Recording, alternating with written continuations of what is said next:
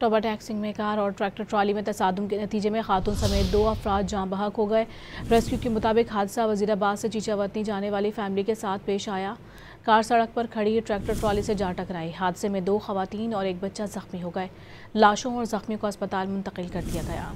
Toba taxing में car और tractor trolley में तसादुम के नतीजे में खातून समेत 2 अफराद जाँ बहक हो गए।